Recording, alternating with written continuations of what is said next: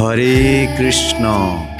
চলুন সবাইকে দর্শন করাই আজকের মায়াপুরের শ্রী শ্রী রাধা মাধবের অপরূপ শোভা। আসুন দর্শন করি।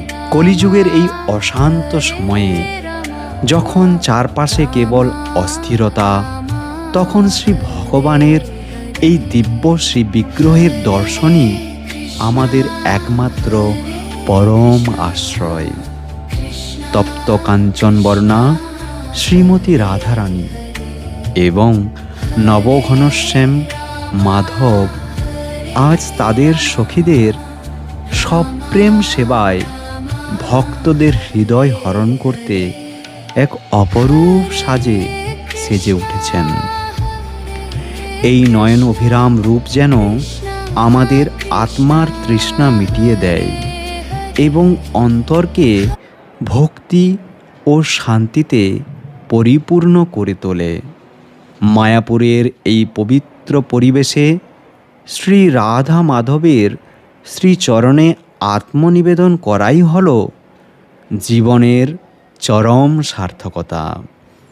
আসুন আমরা সকলে মিলে কায়মন বাক্যে এই দিব্যরূপ দর্শন করি এবং পরমেশ্বর ভগবান শ্রীকৃষ্ণের কাছে কায়মন বাক্যে প্রার্থনা করি আমাদের প্রতিটি শ্বাস যেন কৃষ্ণ ভাবনাময় হয় এবং আমাদের জীবন যেন সর্বদা তাঁর সেবায় নিয়োজিত থাকে।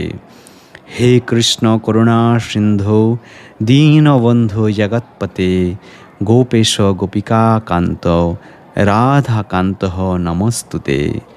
জয় শ্রী শ্রী রাধা মাধব অষ্টসখী বৃন্দ কি জয়। এবার ধীরে ধীরে আমরা পঞ্চতত্ত্বের দিকে এগিয়ে যাই।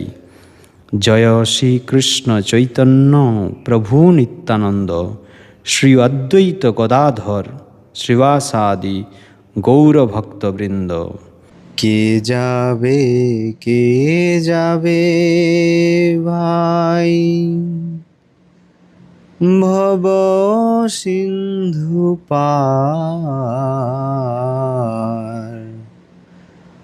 ধন্য কলি যুগের ছই তন্ময় অবতার।